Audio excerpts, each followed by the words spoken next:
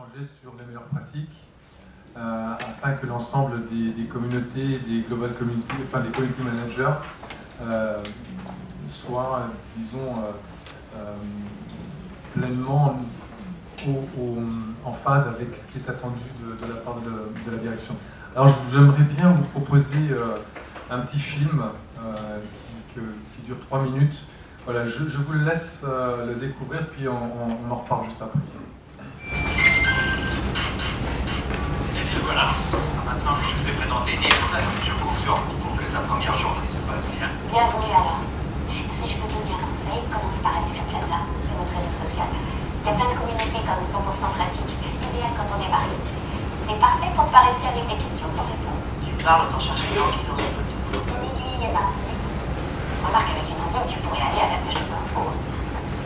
Enfin non, ça c'était avant. Maintenant avec le nouveau Plaza, c'est simple comme Facebook. Je comprends pas pourquoi tu fais la grimace à chaque fois qu'on parle de Plaza. Je fais pas la grimace, je vois pas à quoi ça sert. Enfin, je vois pas à quoi ça peut servir, c'est différent. Attends, regarde, moi, la communauté de fans de foot dans le truc. De foot. Ça ne m'optima jamais sur Plaza. Tu sais, 80% des communautés qui cartonnent sont des communautés professionnelles. D'ailleurs, ça m'étonne que tu sois pas entendu toujours avoir réponse à tout. C'est pas ma faute. Si j'ai toujours raison, c'est que tu as souvent tort. Je sais pas que ça va faire. J'ai un métier. J'en trouve pas. Personne vient bosser sur ma communauté. Qu'est-ce que t'as fait? T'as bien renseigné ton profil? Check. T'as bien défini l'objet de ta communauté? Check. C'est un sujet qui va intéresser du monde? Check. Et tu sais à qui tu vas t'adresser? Check. Bon bah, ça va pas se faire tout seul. Il faut la nourrir pour la faire vivre, faut passer à l'acte maintenant. Pour poster des contenus, pour faire réagir les gens. C'est quoi ton taille de communauté? Comme tu m'as dit, j'ai créé une sous-communauté pour les nouveaux arrivants dans l'entreprise. Ah, le tout explique orange. On n'a pas réussi à comprendre toutes les abréviations petites en réunion, c'est pas dingue ça. Malin le Nils, ça. Bon vas-y, fais voir ta page. Ah, oui, mais là, t'es dans le cas de 90% des nouveaux utilisateurs de Plaza. L'objectif, c'est de partager. Donc la première chose à faire quand tu crées une communauté, c'est d'ouvrir aux autres, Nils. Répète après moi. L'ouvrir aux autres. Ouvrir aux autres. L'ouvrir aux autres. Ouvrir aux autres. Voilà. Enfin, concernant le projet d'exploitation des données par le Big Data, je suis impressionné par votre travail. Bien documenté avec beaucoup de données exploitables pour la suite du projet. Tu sais, c'est du travail, rien de plus. Dis donc, Emma, et si tu nous racontais comment t'as fait tes recherches? Moi je sais, trop facile sur Plaza. Elle a rejoint deux communautés et lui suffisait juste de faire le tri entre toutes les solutions proposées. Mais c'est un puits sans fond, une source intarissable d'informations. Lundi, elle envoie le message. Vendredi, reçoit 12 réponses. Et voici une semaine plus tard, et bam! Fais voir. Ouais, mais bon, c'est-à-dire que maintenant que c'est sur le smartphone et la tablette, c'est vraiment plus facile à utiliser. Il est mieux que c'est un Polonais, un Espagnol et 3 Égyptiens qui l'ont répondu. Mais c'est top international. On se fait. Mais dis donc, oh là là. Ouais, c'est même puissant. Mais c'est dingue. Il y a même une communauté, anticipation, time to market. Eh oui, Philippe, il y a plein de choses dans la vie qu'on ne peut pas expliquer. Et pour avancer et changer le boulot, il y a plein de ça.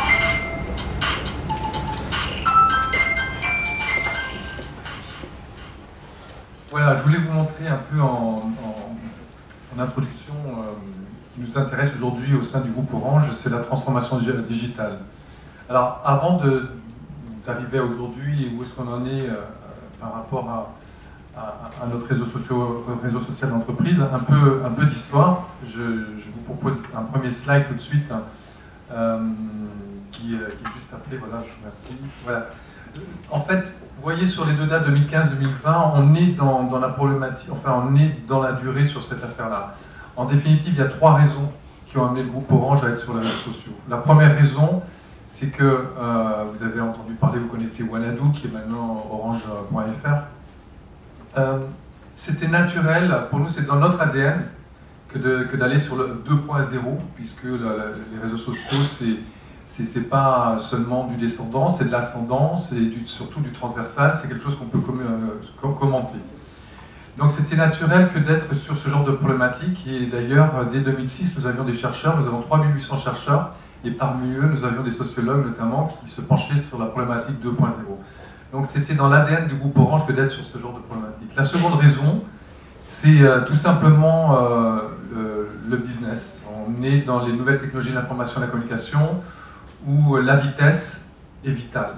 Donc trouver les bonnes personnes pour les bons projets au bon moment, c'est véritablement un enjeu majeur de survie pour notre groupe. Donc la seconde raison d'aller sur les réseaux sociaux, c'est de lutter, on va dire, contre le cloisonnement. Hier, par exemple, lorsqu'on lançait un projet, on avait la R&D qui avait l'innovation, puis après on avait les implémenteurs qui se l'appropriaient, et puis on arrivait sur la force de vente, et tout ça encheminé. On ne peut plus travailler comme ça à l'ère du numérique. Donc la vitesse est vitale, les réseaux sociaux permettent de trouver les bonnes personnes pour les bons projets. Et la troisième raison que vous avez tous suivi dans la presse il y a quelques années, les moments dramatiques que mon groupe a connus, qu'on a surnommé entre guillemets la vague des suicides. Et donc effectivement la troisième raison qui est à l'origine cette fois du lancement en fin 2010 du réseau social, c'est la crise sociale. Et en fait, et c'est un lien donc avec la thématique que vous avez choisie pour cette année et ce sur quoi vous souhaiteriez que j'intervienne, Plaza, sa baseline, puisqu'on parle entre communicants, c'est le lien, Plaza, le lien entre les collaborateurs. En fait, cet outil-là, qui aurait pu atterrir à la DSI ou ailleurs, ou à OBS, tout ce qui est du domaine commercial, et bien en fait, c'est arrivé à la DRH. Moi, je suis à la direction des ressources humaines. Et donc, on a utilisé cet outil dans la bataille pour le retour à la confiance au sein de l'entreprise. C'était un des éléments, parmi d'autres, bien évidemment, de cette bataille pour renouer avec la confiance. Donc voilà, du coup, on était dans Conquête 2015 et on est à nouveau dans Essentiel 2020. Ces deux noms sont, vous savez, les entreprises, on aime bien se donner de beaux titres. En tout cas, là, vous avez le nom des deux stratégies à 5 ans. La particularité sur 2020, c'est que cette fois, alors qu'au départ, on est parti sur cette expérimentation qui était pour lesquelles le groupe était bienveillant, aujourd'hui, le réseau social est au centre de la stratégie du groupe, et on va le voir dans le slide suivant. En mars dernier, on a donc dévoilé la stratégie à 2020 et l'objectif assigné au réseau social, c'est 50% des collaborateurs actifs à 2018 et 80% des managers formés au travail collaboratif. Alors, en fait, on est déjà sur des chiffres qui sont plutôt satisfaisants de ce côté-là. Sachez que le réseau social d'Orange, c'est deux outils. Alors, le premier, c'est un outil Microsoft SharePoint 10, et puis depuis le 1er octobre, c'est du Jive. On va basculer bientôt sur la version 8. Donc on a complètement basculé sur une nouvelle plateforme. Donc là, du coup, on voit bien que le réseau social dans une entreprise qui, depuis le 1er juillet 2014, ne s'appelle plus que Orange et non plus France Télécom. Donc France Télécom et Orange, c'est une start-up mariée à une vieille institution. Donc on est de plus en plus start-up et on garde bien sûr, on est fidèle à notre tradition, la vieille institution France Télécom, on y est attaché malgré tout. Mais en tous les cas, voilà, on s'appelle Orange depuis le 1er juillet 2014. Et on a une promesse, nous vous accompagnerons dans la transformation digitale. Quand on dit ça, il faut que l'ensemble des 150 000 collaborateurs soient vraiment phasés avec cet enjeu-là. Du coup, on a monté une Digital Academy et on propose en 22 vidéos avec des quiz à chaque collaborateur de passer son passeport, ce qu'on appelle le passeport digital. Et puis on a aussi mené ce qu'on appelle les Digital Awards. Ça nous a permis d'identifier ceux qui prenaient des initiatives et de les récompenser parce qu'on est bien sûr dans un groupe français. Et dans un groupe français, la particularité, c'est quand on donne une consigne, tout le monde fait oui de la tête, et puis en fait, dans les actes, ils font non.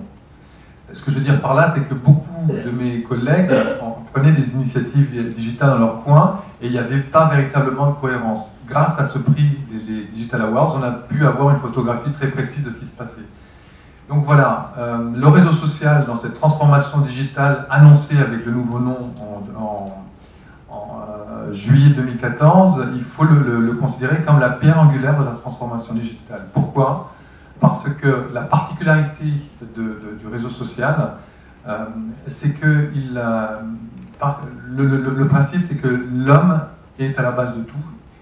L'homme revient au centre du jeu, plus que jamais. Et pour nous, communicants, la particularité, c'est que le média, et moi je suis communicant, tout à l'heure je discutais avec Madame Favier, je lui précisais que j'avais passé un DESS de communication il y a quelques temps déjà.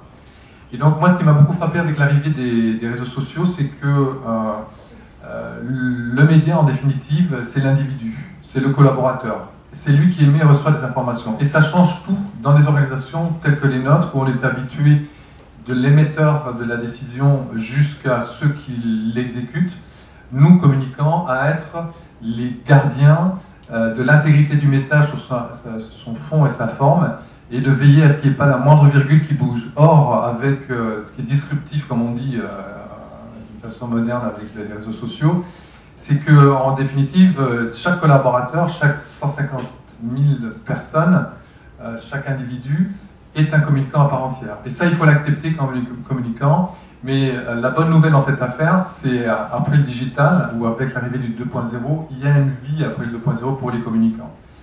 Ça veut tout simplement dire que nos techniques de communication et tout ce que vous pouvez apprendre ici, eh bien, tout simplement, il faut le revisiter à l'aune de cette révolution culturelle qu'induit le numérique.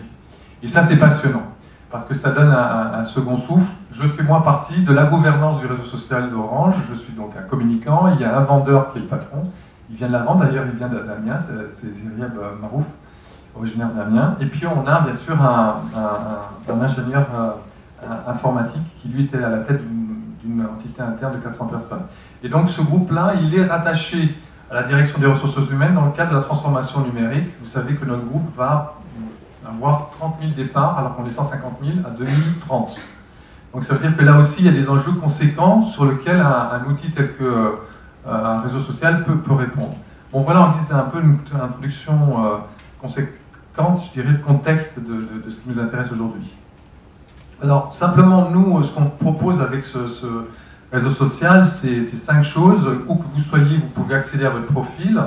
Donc que vous soyez à Botswana ou à Buenos Aires ou à Singapour, vous pouvez accéder à votre profil. Ça, c'est la première chose. Le deuxième point, quel que soit l'outil que vous utilisez, vous pouvez y accéder également, que ce soit une tablette, un micro-ordinateur ou un smartphone. Le troisième point, alors en fait, on a lancé le premier réseau social, Plaza, en décembre 2010.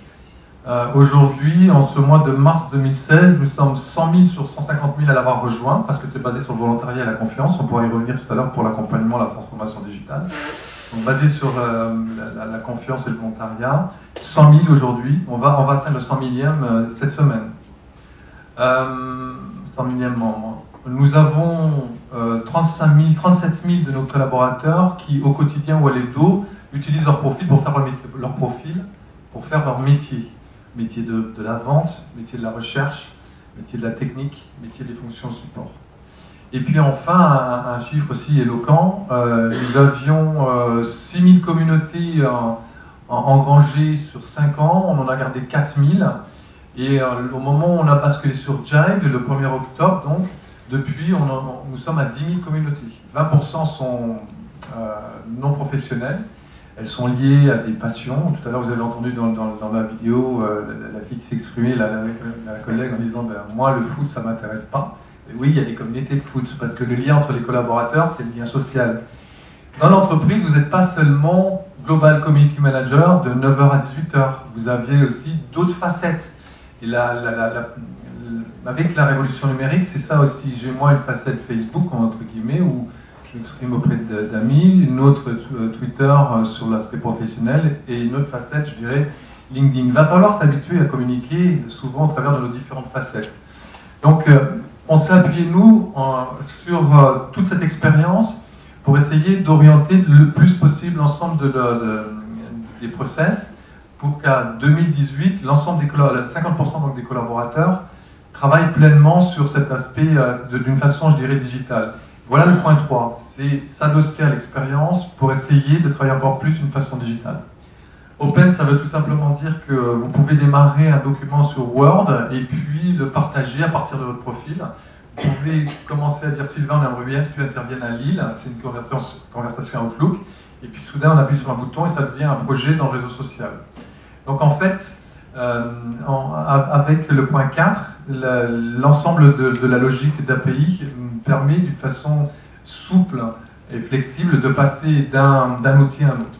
Et puis le point 5, bien sûr, nous on consomme ce qu'on vend. En clair, ce que vous avez là, est-ce que tout le dispositif qui est mis à notre disposition pour travailler avec ce réseau social, eh bien c'est ce qu'on leur propose à nos clients. Nous avons 25 de nos collaborateurs qui ont 7 prestations qui vont de l'audit de l'information à la communication d'une entreprise, d'une PME, d'une grande entreprise, jusqu'à l'accompagnement au changement, sans oublier la cybersécurité.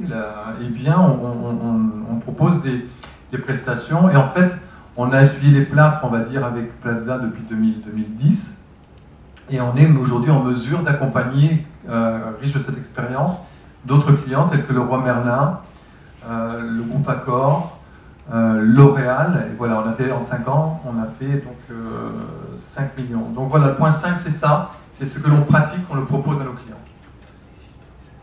Alors là, très rapidement, je ne vais pas détailler, mais sachez que ce que ça veut dire là derrière, c'est qu'on met sous tension l'ensemble de l'entreprise. Et on a eu un kick-off avec le président directeur général, Stéphane Richard, le 1er octobre, et depuis, on a des réunions hebdomadaires pour faire le point sur l'avancée des projets. Alors, je ne vais pas les détailler, mais bon, on a ces 3 aspects qu'on va apprendre à travailler. L'aspect, la formation, vous voyez, au centre est quelque chose de très conséquent. Mais aussi la communication au fil de l'eau, les événements, ou aussi, très très important, quand vous démarrez ce genre de projet, il faut le démarrer avec les collaborateurs. Si ça intéresse les collaborateurs, il faut qu'ils soient d'emblée, dès l'amont, dedans. Donc nous avons créé un comité client, et en fait, c'est un comité basé sur le volontariat, et nous avons une 50aine de collègues qui confirment ou infirment nos hypothèses de travail. Voilà, je ne vais pas détailler cet aspect-là, mais ça veut simplement dire ça, qu'on met sous tension l'ensemble du groupe Orange pour aller sur les objectifs que je vous ai indiqués tout à l'heure. Alors, les piliers du nouveau Plaza, et enfin aussi de l'ancien, c'était d'un côté l'individu, de l'autre côté le groupe. Alors, l'individu, son intérêt pour lui, c'est de trouver des compétences, valoriser son profil, se faire connaître. On l'a un peu abordé déjà ce matin avec l'ensemble des intervenants, donc je ne vais pas insister. Et puis sur les communautés, nous avons 2 types de communautés. Des communautés qui se créent spontanément ou des communautés qui sont initiées par l'entreprise. Typiquement, on a des garçons et des filles qui travaillent sur tout ce qui est sécurité.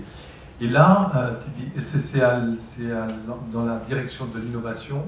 Et à 2025, l'entreprise leur a donné les moyens d'avoir un community manager, de créer une communauté, une idée de chiffrage, c'est entre 8 000 et 12 000 euros. Donc ils ont un budget, ils ont un collaborateur qui va s'occuper de cette communauté. Et puis vous avez des communautés qui, du jour au lendemain, spontanément, typiquement une réunion telle que celle-ci, nous bien sûr nous avons tous les jours des réunions comme ça, et on peut très bien imaginer qu'avant de se séparer, on crée une communauté pour continuer à échanger. Et ça, c'est à la main des collaborateurs. Et la gouvernance n'a pas à intervenir là-dessus. Nous intervenons qu'à posteriori. Sachez qu'en 4 ans, nous avons connu, à un moment, nous étions donc à peu près 40 000, oui c'est ça, que 4 cas où nous avons dû intervenir sur la modération. Il faut faire confiance aux collaborateurs. La maturité de la consommation d'informations est telle que les entreprises, elles doivent cesser d'infantiliser l'ensemble de leurs salariés. Et nous, pour preuve, nous on n'a eu que 4 cas. Pourquoi? Parce qu'il y a beaucoup d'autorégulation. Et l'un des cas sur lequel on pourra revenir tout à l'heure, ça s'est réglé entre pairs. Donc là-dessus, on a aussi un saut au niveau de la façon d'échanger qu'il faut prendre en considération. Et vous avez la chance d'être une génération qui va rentrer avec un savoir-faire, alors que jusqu'à présent, c'est les jeunes qui rentrent, le savoir-faire, c'est maîtrisé par les seniors, c'est eux qui vous transmettent. Là, on parle beaucoup de reverse mentoring. Pourquoi? Parce que comprendre comment on utilise les outils ou son profil dans son métier, eh bien, nous, on a tout un dispositif où des jeunes filles et des jeunes garçons de 25 ans vont dans des comités directeurs et expliquent l'importance de créer son clone virtuel, la nécessité de produire du contenu pour avoir un profil enrichi, et la nécessité également de mettre en ligne du contenu et également de le recommander. Donc ça, c'est véritablement un saut culturel très conséquent, et votre génération a cette particularité d'arriver avec le savoir-faire, alors on n'a jamais vu ça jusqu'à présent. Voilà ce que je pouvais vous dire sur les piliers.